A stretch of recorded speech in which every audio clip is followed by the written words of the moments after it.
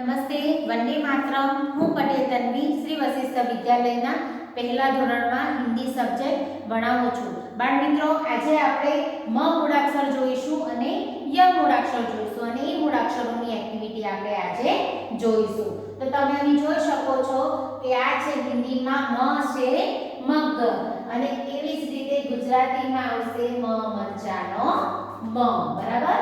પછી મ છે મછલી.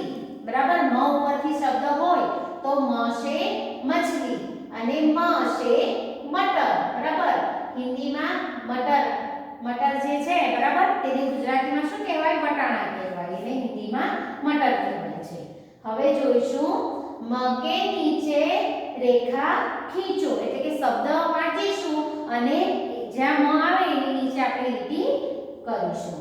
તો પહેલો શબ્દ છે મછલી. બરાબર. મછલી એટલે કે માછલી. તેમાંથી મ શોધીને આપણે એની નીચે લીટી કરીશું.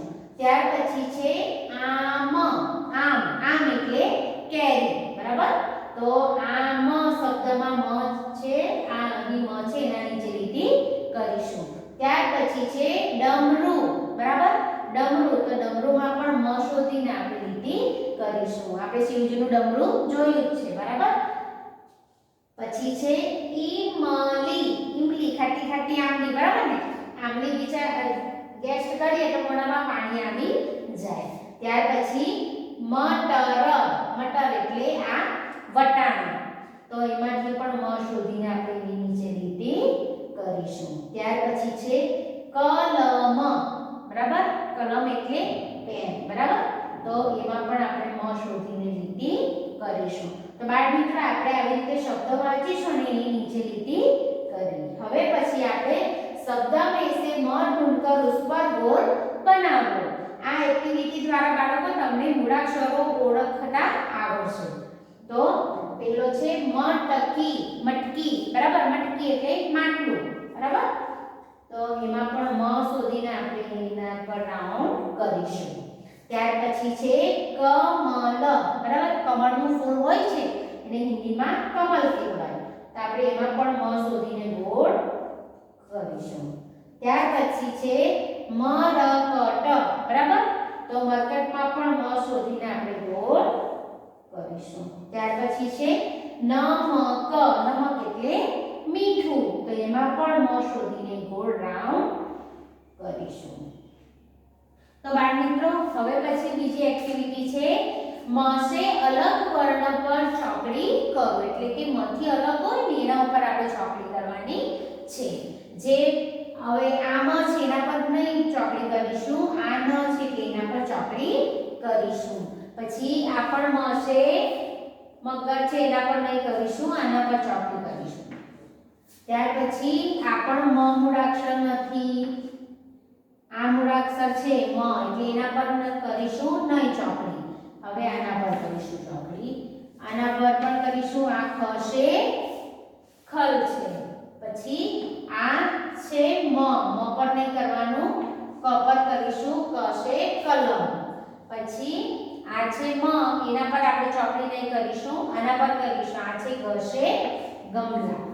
પછી આના પર પણ આપણે ચોકડી કરીશું. આ મ છે મગર છે એના પર નહીં કરીશું, આના પર કરીશું. તો આપણે બાળ મિત્રો, તમે જોઈ શકો છો કે મ થી અલગ વર્ણ જેટલા હતા એટલા બધા પર આપણે ચોકડી કરી. હવે પછી આપણે બીજો મૂળાક્ષર જોઈશું ય છે યજ્ઞ. બરાબર. આપણે યજ્ઞ કરીએ છીએ ને તે. પછી ય કે નીચે રેખા ખીંચો, એટલે કે આ શબ્દમાંથી ય શોધીશું અને એની નીચે લીટી કરીશું. યજ્ઞ. બરાબર. તો તેમાંથી ય શોધીને એની નીચે લીટી કરીશું. પછી છે યક્ષ. તો એમાં પણ ય શોધીને લીટી કરીશું. ત્યાર પછી છે કોયલ. તો આ રહ્યો ય છે યજ્ઞ. બરાબર. પછી છે ગાયક. તેમાં પણ ય શોધીને લીટી કરીશું. ત્યાર પછી છે ક્ષત્રિય. તેની નીચે લીટી કરીશું ય શોધીને. પછી છે ગાય. તો એમાં પણ ય શોધીને લીટી કરીશું. ત્યાર પછી છે ય ઢૂંઢ કર ઉસ પર ગોળ બનાવો, એટલે કે આમાંથી આપણે ય શોધવાના છે અને એના ઉપર ગોળ કરવાનો છે. તો આ છે યસે યજ્ઞ, પછી બીજી લીટીમાં અહીં છે યશે યજ્ઞ, પછી આ રહ્યો યસે યજ્ઞ. તો બાળ મિત્રો આપણે ય જેટલા ય છે એ બધા શોધીને એના ઉપર રાઉન્ડ કરીશું, બરાબર. હવે પછી જોઈશું યસે અલગ વર્ણ પર ચોકડી કરો, એટલે કે ય થી જુદા પડતા હોય એને આપણે ચોકડી કરી દેવાની છે, બરાબર. તો આ ચસે ચમચ છે તેના પર ચોકડી કરીશું, પછી વશે વાહન પર બી ચોકડી કરીશું, પછી આ ય નથી એટલે એના પર પણ ચોકડી કરીશું, પછી પશે પતંગ પર પણ ચોકડી કરીશું, ગ પર પણ કરીશું અને ઘ પર પણ કરીશું. તો હવે તમે જોઈ શકો છો કે જેટલા ય મૂળાક્ષર છે તે જ તમને દેખાય છે, કે જે ય મૂળાક્ષર નથી અલગ પડે છે એના ઉપર આપણે ચોકડી કરી છે. તો બાળ મિત્રો આજે આપણે બે મૂળાક્ષર જોયા, મ છે મછલી અને ય છે યજ્ઞ. તો આપણે ઘરે રહીને પણ આ વાંચીએ અને શીખીએ.